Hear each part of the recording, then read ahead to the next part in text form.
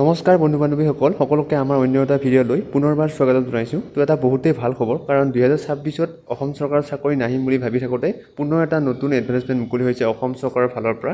তো আপোনালোকে ইয়াত চাব পাৰে যে অসম চৰকাৰৰ পুনৰ পশুপালন আৰু পশু চিকিৎসা বিভাগৰ নতুন পদ মুকলি হৈছে। তো 200টা অধিক পদ অৰ্থাৎ 200টা নতুন পদ মুকলি হৈছে। আপোনালোকে 3 ছেপ্টেম্বৰৰ পৰা ইয়াত এপ্লাই অনলাইন কৰিব পাৰিব। আৰু ইয়াৰ যিটো যোগ্যতা আপোনাৰ মাথো 12 পাছ, লগত কোনো ধৰণৰ আপোনাৰ বেলেগ চাৰ্টিফিকেট নালাগে। মাথো 12 পাছ হ'লে আপুনি ইয়াত এপ্লাই কৰিব পাৰিব অনলাইন। আৰু আজি হৈছে 27 আগষ্ট তাৰিখ। তো 27 আগষ্ট তাৰিখে নতুন এডভাৰটাইজমেণ্ট মুকলি হৈছে। তো সেইকাৰণে মই লগে লগে ভিডিঅ'টো বনাই দিছোঁ। তো আপোনালোকে 3 ছেপ্টেম্বৰৰ পৰা ইয়াত এপ্লাই অনলাইন কৰিব পাৰিব। তো সকলোবোৰ ডিটেইলছ মই এইটো ভিডিঅ'ত জনাই দিম। অফিচিয়েল এডভাৰটাইজমেণ্টটো ভালদৰে দেখাই দিম। তো আপোনালোকে ভিডিঅ'টো ভালদৰে চাই থাকক। লগতে ইয়াত আপোনালোকে এপ্লিকেশ্যন ফিজ দিব নালাগে, ডাইৰেক্ট আপোনালোকে ফ্ৰীত এপ্লাই কৰিব পাৰিব। তো সকলোবোৰ ডিটেইলছ জনাই দিম। আহক আমি আজি ভিডিঅ'টো আৰম্ভ কৰোঁ। আৰু এইটো হৈছে অফিচিয়েল এডভাৰটাইজমেণ্টটো। তো আপোনালোকে ইয়াত চাব পাৰে যে অসম চৰকাৰৰ ফালৰ পৰা আজি মুকলি হৈছে 200টা পদ। ভেটেনাৰী ফিল্ড এছিষ্টেণ্টৰ পদ মুকলি হৈছে। ইয়াত 200টা আছে টোটেল পোষ্ট। তাৰপিছত আপোনাৰ ইয়াৰ ৰিজাৰ্ভেশ্যন পোষ্টসমূহ চাব পাৰে। 112টা আছে আনৰিজাৰ্ভৰ কাৰণে। তাৰে আপোনাৰ ৰিজাৰ্ভেশ্যন আছে ওমেনৰ কাৰণে 34টা, OBC OBCৰ কাৰণে আছে আপোনাৰ 73টা, 3 টাইপছৰ কাৰণে আছে 2টা, আৰু ৰিজাৰ্ভেশ্যন আছে আপোনাৰ টোটেল ওমেনৰ কাৰণে 22টা। তাৰপিছত আপোনাৰ SCৰ কাৰণে আছে 5টা, ৰিজাৰ্ভেশ্যন আছে ওমেনৰ কাৰণে 1টা, ST প্লেনৰ কাৰণে আছে 10টা, ৰিজাৰ্ভেশ্যন আছে 3টা। তাৰপিছত ST হিলৰ কাৰণে কোনো ধৰণৰ ৰিজাৰ্ভেশ্যন পোষ্ট নাই।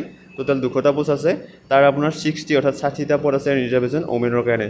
অৰ্থাৎ মহিলাসকলৰ কাৰণে যথেষ্ট এটা ভাল খবৰ, কাৰণ 200টা পদৰ 60টা পোষ্টেই তেওঁলোকৰ কাৰণে ৰিজাৰ্ভেশ্যন আছে। তো এইখিনি আপোনালোকে চাব পাৰিব। আৰু এক্স ছাৰ্ভিচমেনৰ কাৰণে আছে 4টা পদ ৰিজাৰ্ভেশ্যন। তো এইখিনি আপোনালোকে ডিটেইলছ চাব পাৰিব যে ইয়াত চেলাৰীটো 14,000 টকাৰ পৰা 70,000 টকা পৰ্যন্ত হ'ব। 6,200 টকা থাকিব আপোনাৰ গ্ৰেড পে'। তাৰপিছত এজ লিমিটটো হ'ব লাগিব 18ৰ পৰা 40 বছৰৰ ভিতৰত। আৰু বাকী আপোনাৰ SC ST OBC OBCৰ কাৰণে এজ ৰিলেক্সেশ্যন থাকিব, সেইখিনি সকলোৱে গম পায়। আৰু এডুকেশ্যন কোৱালিফিকেশ্যন আটাইতকৈ ডাঙৰ কথা, ইয়াত আপোনালোকে চাব পাৰে যে যিহেতু ভেটেনাৰী ফিল্ড এছিষ্টেণ্টৰ পদ হয়, তো আপোনালোকে ইয়াত 12 পাছ কৰা হ'ব লাগিব ছায়েন্সৰ পৰা, আৰু আপোনাৰ বায়'লজি ছাবজেক্ট থাকিব লাগিব। তো ইয়াত আপোনাৰ সকলোবোৰ ডিটেইলছ দিয়া আছে, তো আপোনালোকে চাই ল'ব পাৰিব।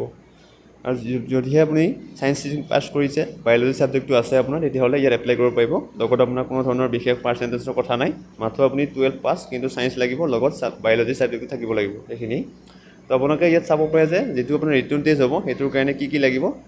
HS লেভেলৰ ছায়েন্স কুৱেশ্যন আহিব, 100টা কুৱেশ্যন, 120 মিনিট, আৰু 100 মাৰ্কছৰ কুৱেশ্যন আহিব। বায়'লজি, কেমেষ্ট্ৰি, ফিজিক্স আৰু জেনেৰেল এৱাৰনেছৰ কুৱেশ্যন আহিব, টোটেল আপোনাৰ 100 মাৰ্কছৰ। আৰু মই কৈছোঁ যে ইয়াত আপোনাৰ 23 তাৰিখৰ পৰা এপ্লাই অনলাইন আৰম্ভ হ'ব, এইটো দিয়া আছে। তাৰপিছত 3 তাৰিখৰ পৰা আৰম্ভ হ'ব, 3 ছেপ্টেম্বৰৰ পৰা মই আগতে কৈছোঁৱেই, আৰু 23 ছেপ্টেম্বৰ লাষ্ট ডেট থাকিব। যদি আপোনালোকে ইয়াত এপ্লাই কৰিব বিচাৰিছে, তেতিয়াহ'লে কোনো ধৰণৰ এপ্লিকেশ্যন ফিজ দিব নালাগে। আৰু যদি আপোনালোকৰ কোৱালিফিকেশ্যনখিনি মিলে, তেতিয়াহ'লে 3 ছেপ্টেম্বৰৰ পৰা আপোনালোকে এপ্লাই অনলাইন কৰিব পাৰিব। আৰু এই এপ্লাই অনলাইনৰ সম্পূৰ্ণ ভিডিঅ' আমাৰ চেনেলত পাব। আপোনালোকে নিজৰ ঘৰতে আপোনালোকে এপ্লাই কৰিব পাৰিব, নিজৰ মোবাইলৰ পৰা বা লেপটপৰ পৰা অতি সহজত। তো কেনেকুৱা কি কৰিব লাগিব, কেনেদৰে এপ্লাই আবেদন কৰিব লাগিব, সকলোবোৰ তথ্য অনলাইন এপ্লাই সম্পূৰ্ণ প্ৰচেছ জনাই দিয়া হ'ব। তো আপোনালোকে আমাৰ চেনেলৰ সৈতে জড়িত থাকিব। লগতে আমাৰ চেনেলটো ছাবস্ক্ৰাইব কৰি ৰাখিব, কাৰণ আমি প্ৰাইভেট চাকৰি খবৰ হওক বা অসম চৰকাৰৰ চাকৰি খবৰ হওক, সকলোতকৈ আগতে আমি লৈ আহোঁ, তো আপোনালোকক খবৰ দিওঁ। তো আপোনালোকে আমাৰ হোৱাটছআপ গ্ৰুপ জইন হ'ব পাৰে, তাত আমি আগতীয়াকৈ আপডেটবোৰ দি দিওঁ। তো আপোনালোকে আমাৰ চেনেলটো ছাবস্ক্ৰাইব কৰি ৰাখিব। ধন্যবাদ।